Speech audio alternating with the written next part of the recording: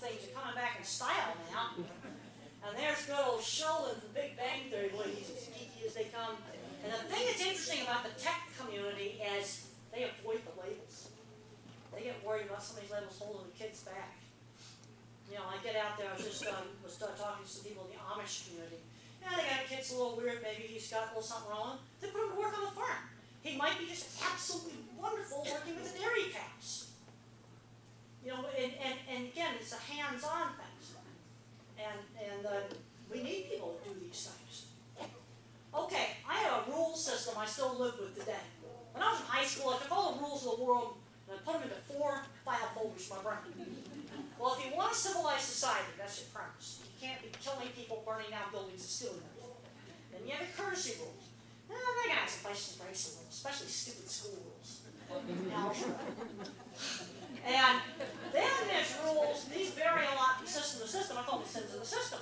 In my high school, there was sex, drugs, and smoking. No, sex, drinking, and smoking. And I knew that if they could absolutely trust me on the sins. I could do lots of other illegals, but not bad if I was discreet. Like riding my horse out on the pasture without a staff member, going up on the roof. You know, as long as I was discreet about some of those other things. And also in the 50s, there were much clearer values about right and wrong. I am just horrified at some stuff in the movies these days.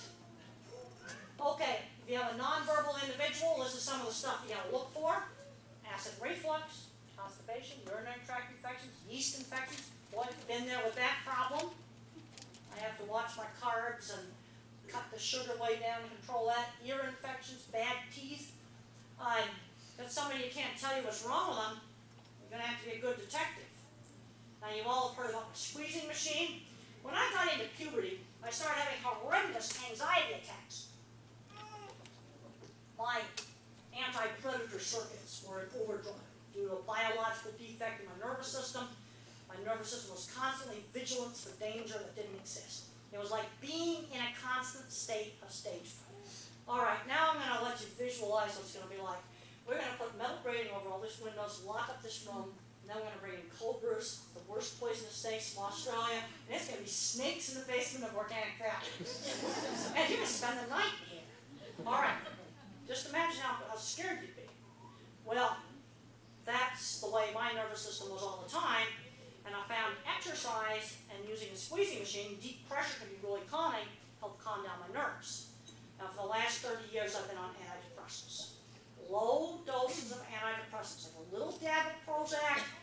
I know a lot of people that got rid of the anxiety, enabled them to stay off of drugs and alcohol, because it got rid of that horrible, horrible anxiety. But the mistake that doctors make with antidepressants is giving too high a dose. See, the doses for anxiety are way, way, way lower than the doses for depression. And one of the best drugs on the market actually is Prozac. But you've got to understand that it's a slow metabolism. You take one Prozac, it takes several weeks for it to go out of your body. So, you know, let's say you start taking Prozac, maybe 2 weeks after being on Prozac, you start getting insomnia and feel like you drank 10,000 cups of coffee. You're on Prozac overload, serotonin overdose, and you got to cut the dose. Now, other drugs are faster metabolizers. But if you have to get off them, it makes it hard to get off. Prozac, if you have to get off them, you just stop taking it. Us visual thinkers, I know a lot of non-autistic visual thinkers where, you know, they've been saved by a little bit of Prozac. Then if you're still nervous, a little bit of beta blocker, old-fashioned Panadol at night, cuts out a lot of the fear responses, because you got to get that fear system damped down. You know, this was due to, you know, biological problem, nervous system. And exercise helps. 100 sit-ups every night, I hate every one of them. Well, because fear is my main emotion. And there's a rear view of the squeezing machine. Pressure over wide parts of the body is calming. Firm touch is calming. And there's a therapist there, an occupational therapist, working with a child doing some deep pressure.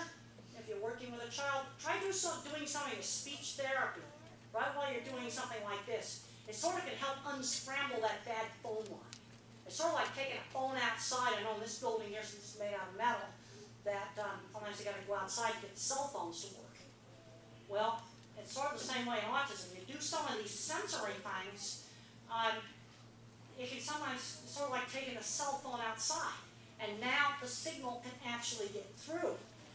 But usually these things work best if you do them for 20 minutes and then you stop doing it. Sometimes slow swinging works. Or try singing. Some of these kids can learn to sing before they can speak. Singing is on different circuits in the brain. And there's a little boy with a weighted vest.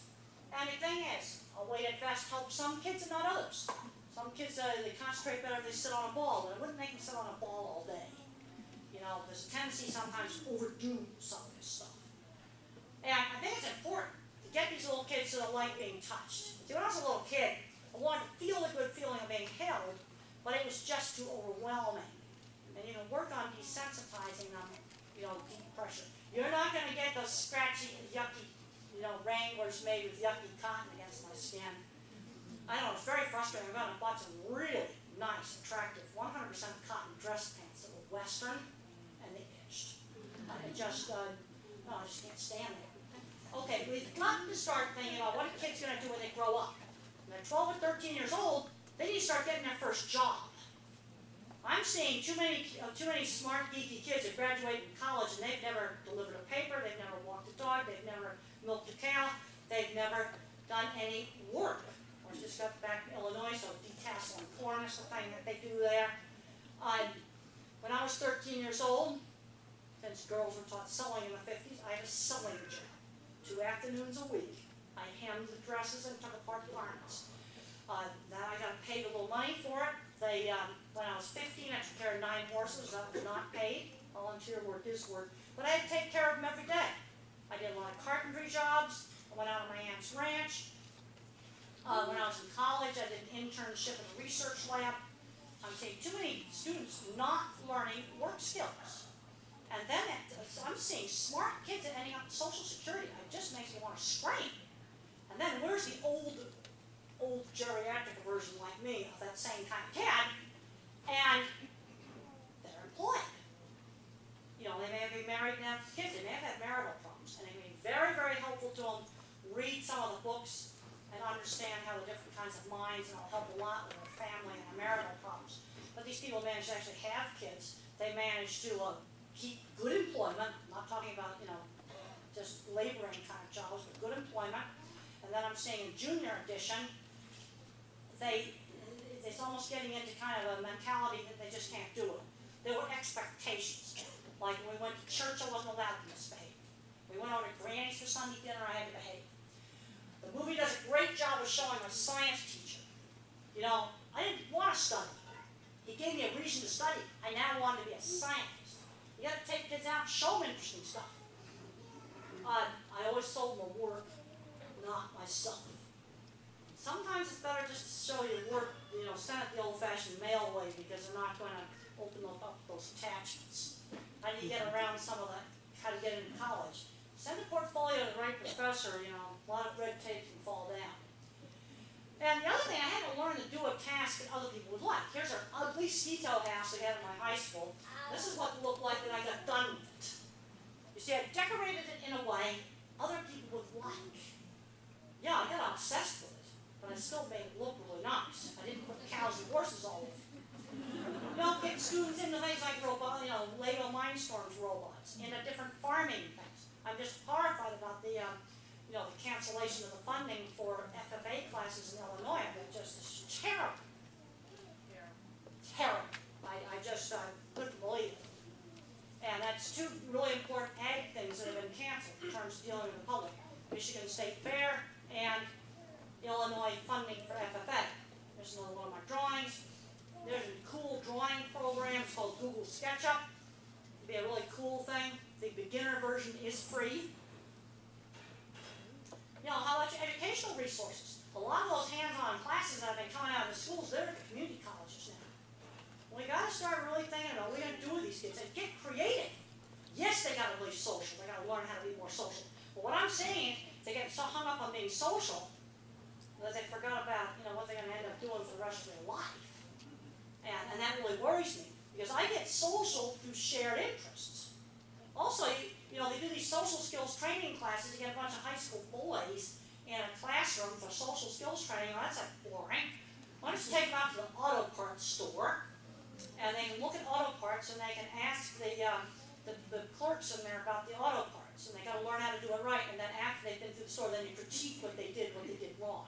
And then the next week we go to a different auto parts store, or we're going to go to a restaurant. We're going to order food, and okay, you're on a low budget, well then you just order drinks or something. But they got to learn how to do things like ordering food at a restaurant, shopping. But let's make it the kind of shopping that teenage boys would like. Maybe take them over to a motorcycle shop, and they can take a motorcycle apart, show them how to fix it, and they got to interact with the mechanics there, right? That's how I would do social skills training class. Let's do it with something they're interested in. Here are some great science websites. There's all kinds of great stuff on the web. Open courseware consortium. You want to write it down. Open courseware consortium. What that is a lot of schools have put certain course material, especially in the sciences, up on the web, and you can go over all the professors' lectures are in there. MIT, if you put MIT and then that into the web, you'll find all the physics lectures online. There's great stuff out there online. Lots of garbage online. There's also lots of really great stuff. And there's the title slide from the movie. And what was cool on the optical room illusion, I got interested in that because I saw a Bell Labs science movie. They showed a clip from the actual movie in the movie. And I spent 6 months figuring out how to build this optical illusion room. And I have to admit, it made me kind of happy to find out the stage department had a hard time building this, and they had to draw it. And there's the fake steer they used in the movie. There were a lot of Asperger people and wild, geeky, nerdy people all over that movie site. And how did they get these jobs? Contacts, network. You just go and help somebody out. That's how you get into these interesting things.